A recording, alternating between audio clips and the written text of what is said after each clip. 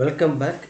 இது நம்ம basics of stock market பற்றி அடிப்படை தகவல்கள் பற்றி அந்த கோர்ஸில் நம்ம 5வது பாட்டில் இருக்கோம். ஃபேஸ் வேல்யூ வந்து 10 ஸ்டாக்ஸ் ட்ரெண்டு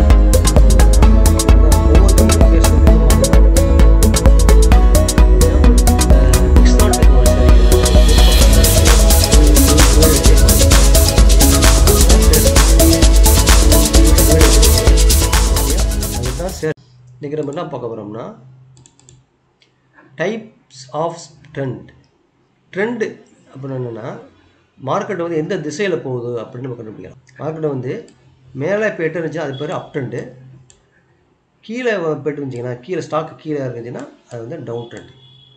ஓகேயா? இப்போ உதாரணமாக நான் வந்து இருக்குல்ல இது வந்து இது வந்து அப் ட்ரெண்டு, இந்த இது வந்து டவுன் ட்ரெண்டு. இது இப்போ தான் அப் ட்ரெண்ட் டவுன் ட்ரெண்டும்பாங்க. ஓகேயா? ஓகே. அடுத்தது வந்து சைட்வேஸ் ட்ரெண்டுன்னு இருக்கும். சைட்வேஸ் ட்ரெண்ட்னா மார்க்கெட் வந்து மேலேயும் போகுது கீழேயும் போகுது, ஆனால் ஒரு ரேஞ்சிலேயே போகும். இது பேர் ரேஞ்ச் பவுண்ட் மார்க்கெட் அல்லது சைட்வேஸ். சைட்வேஸ்னால் என்னென்னா மார்க்கெட்டு மேலே போவோம் அப்புறம் கீழே வரும், அப்புறம் மேலே போவோம் அப்புறம் கீழே வரும், அப்புறம் மேலே போவோம். இப்படியே ஒரே ஒரு பாக்ஸ் லைன் ஒரு பாக்ஸ் ஷேப்லேயே போச்சுன்னா அது பேர் சைட்வேஸ் மார்க்கெட் அல்லது ரேஞ்ச் பவுண்டு அப்படின்னு சொல்லுவாங்க. ஓகேயா?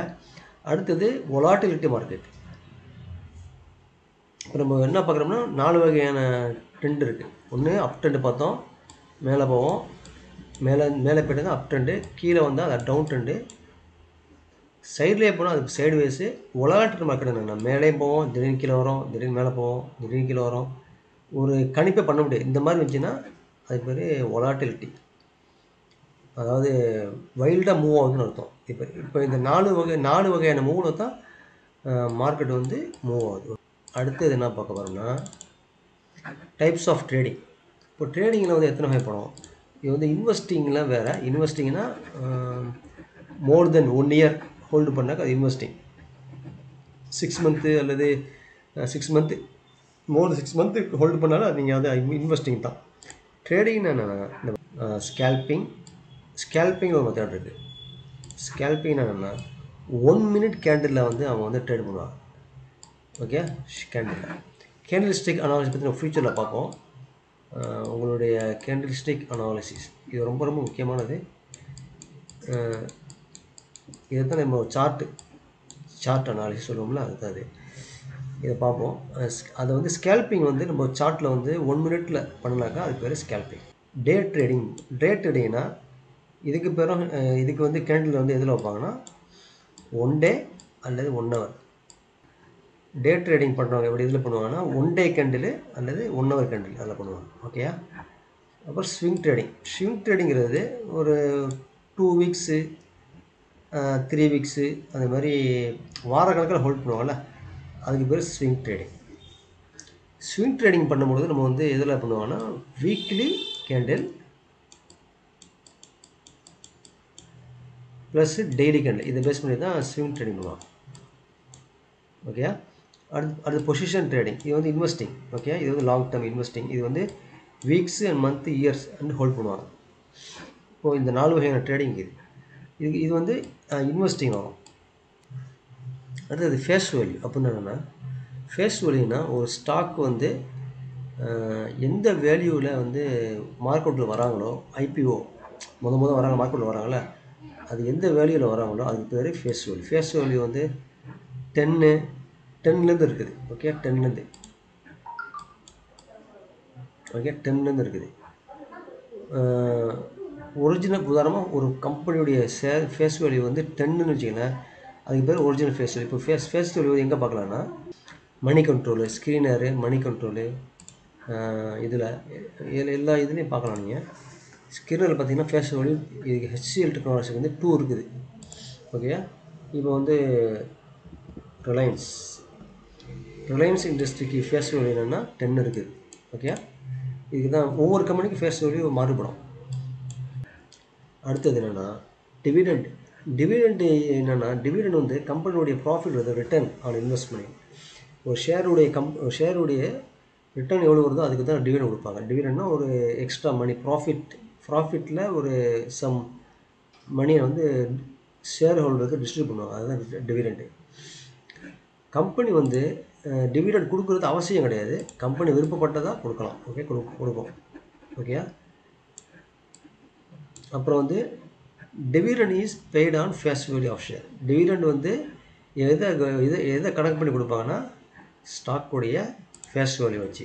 நம்ம சொன்னோம்ல 10, அதே மாதிரி face value and market value of shares are different terms.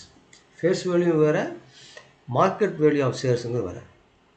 ஓகேயா, டிவிடெண்ட் கொடுத்துட்டாங்கன்னா ஸ்டாக்கும் அந்த அமௌண்ட்டு குறையும். இப்போ உதாரணமாக ஒரு ஷேர் ப்ரைஸ் வந்து 100 ரூபா வச்சுக்கோங்களேன், 100 ரூபாய்க்கு ட்ரேட் ஆகிட்டுருக்கு. இவங்க டிவிடெண்ட் 10 ரூபா கொடுத்தோம் வச்சுக்கலேன், அந்த 10 ரூபா வந்து ஷேர் ப்ரைஸில் வந்து குறையும், 90 ரூபா ஆகிடும் ஷேர். ஓகே, ஷேர் ப்ரைஸ் வந்து 100 ரூபாயிலேருந்து கொஞ்சம் குறையும். ஓகே, அதுதான் டிவிடெண்ட். டிவிடெண்ட் வந்து ஷேர் ப்ரைஸை அஃபெக்ட் பண்ணும். டிவிடெண்ட் பற்றி நான் வந்து தனி வீடியோ போடுக்கிறேன், டிவிடெண்ட் ஈல்டுன்னு என்னான்ட்டு. அந்த இதை பார்த்தீங்கன்னா உங்களுக்கு அந்த வீடியோ நான் லிங்க் நான் அந்த மேலே இந்த ஐ பட்டனில் கொடுக்குறேன். அந்த வீடியோ கிளிக் பண்ணிங்கன்னா உங்களுக்கு வந்து டிவிடெண்ட் கொடுக்குற ஸ்டாக் எப்படி நம்ம வந்து செலக்ட் பண்ணுறது அப்படிங்கிற ஒரு ஃபுல் டீட்டெயில் கிடைக்கும். தேங்க்யூ. அடுத்தது ப்ரொமோட்டர்ஸ். ப்ரொமோட்டர்னா என்னென்னா, ப்ரொமோட்டர்னால் கம்பெனி ஓனர்ஸ். ப்ரொமோட்டர் யாரும் கம்பெனி ஓனர்ஸ். கம்பெனி ஆரம்பித்தாங்கல்ல, அவங்க பேர் தான் ப்ரொமோட்டர். இந்த ப்ரொமோட்டர் ஹோல்டிங் வந்து ரொம்ப ரொம்ப முக்கியமானது. ப்ரொமோட்டர் ஹோல்டிங் வந்து ஒரு கம்பெனியில் வந்து எவ்வளோ வச்சுக்கிறாங்க பார்க்குறதுக்கு நம்ம என்ன செய்யணும்னா, ஸ்கிரினரில் போய்ட்டு லாஸ்ட்டுக்கு வந்துடுங்க. லாஸ்ட்டுக்கு வந்தீங்கன்னா இந்த இருக்குது பாருங்கள், ப்ரொமோட்டர்ஸ். செப்டம்பர் 50% வச்சுக்கிறோம் ப்ரொமோட்டர்ஸ். அதாவது ரிலையன்ஸ் கம்பெனியுடைய அந்த முதலாளிகள் வந்து 50% வந்து இந்த கம்பெனியில் ஸ்டேக் வச்சுக்கிறாங்க ரிலையன்ஸில். பாக்கி வந்து எஃப்ஐ ஃபாரின் இன்ஸ்டிடியூஷனல் இன்வெஸ்டர் வந்து 21% வச்சுக்கிறாங்க. டொமஸ்டிக் இன்வெஸ்டர்ஸ் வந்து 21%, கவர்மெண்ட்டிட்ட வந்து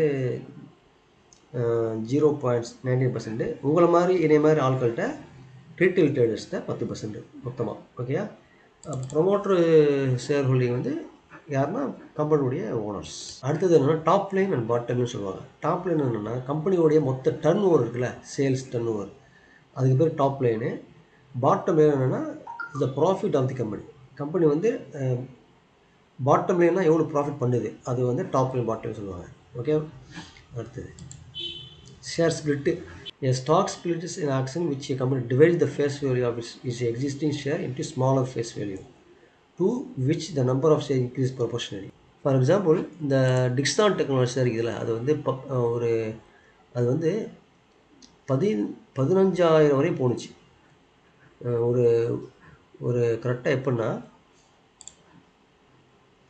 ஒரு 2021 கிட்ட 15,000 வரையும் போணுச்சு ஷேர். அப்போ என்ன செஞ்சாங்கன்னா கம்பெனி ஃபேஸ் வேல்யூ வந்து 10ஆம் வந்து 1:5 வரைக்கும் ரேஷியோவில் ஷேரை வந்து ஸ்பிளிட் பண்ணாங்க, பாதியாக குறைஞ்சிருச்சு. ஓகே, அதுதான் அந்த ஷேர் ஸ்பிளிட்டுங்கிறது. ஷேர் ஸ்பிளிட்டுக்கு உதாரணம் சொல்கிறேன். டிக்ஸான் டெக்னாலஜி வந்து 2021 15,000 ரூபாய்க்கு ட்ரேட் ஆகிடுச்சு. கம்பெனி என்ன செஞ்சுன்னா ரொம்ப ஹை வேல்யூ போயிடுச்சு ஸ்டாக் ப்ரைஸு. அதனால் நம்ம வந்து இதை வந்து குறைச்சிலாம் சொன்னது என்ன செஞ்சாங்கன்னா, ஃபேஸ் வேல்யூ அப்போ 10 இருந்துச்சு அவனுக்கு. அப்போது என்ன செஞ்சாங்கன்னா 2 ஆக்கிட்டாங்க. 2 ஆக்கினாக்கா 1:5. 10 வந்து 5 போட்டாக்கா 5 போட்டாக்கா 2 தானே வரும். 10 ஃபேஸ் வேல்யூ 10 வந்து 2ஆல் வந்தாக்கா 5 கிடைக்கும். அதை வந்து அதுதான் 1:5 ரேஷியோவுக்கு அவங்க வந்து குறைச்சாங்க. அதாவது 1:5 அப்படின்னா நீங்கள் டிக்ஸான் டெக்னாலஜி வந்து அந்த 2021 நீங்கள் வந்து ஒரு ஷேர் வாங்கி வச்சுருந்தீங்கன்னா உங்கள் அக்கௌண்ட்டில் 5 ஷேர் எக்ஸ்ட்ரா கிடைக்கும். அதுதான் 1:5ங்கிறது, 1க்கு 5 ஷேர். அப்போ ஷேருடைய ப்ரைஸும் 5ஆக குறையும், 5 டிவைடட் பண்ணி குறையும்.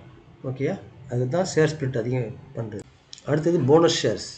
போனஸ் ஷேர் என்னென்னா, போனஸ் ஷேர் வந்து எதுக்குன்னா கம்பெனி வந்து ஷேர் ஹோல்டர்ஸுக்கு வந்து எக்ஸ்ட்ரா ஷேர் கொடுக்கலாமாங்க, அதுக்கு பேர் தான் bonus shares. For example HCL technology வந்து எவன்ஸில் கார்ப்பரேட் ஆக்ஷன் போனீங்கன்னா இது பாருங்க போனஸ் ஷேர். ஓகே, இந்த இருக்குது. 1:1 கொடுத்தாங்க. ஒரு ஷேர் வந்தீங்கன்னா ஒரு ஷேர் உங்கள்கிட்ட ஒரு ஷேர் இருந்துச்சுன்னா ஒரு ஷேர் எக்ஸ்ட்ரா கிடைக்கும். அதுதான் ஒரு ஷேர் 2019 கொடுத்தாங்க டிசம்பர் 5 ஹெச்டி கலர்ஸ்.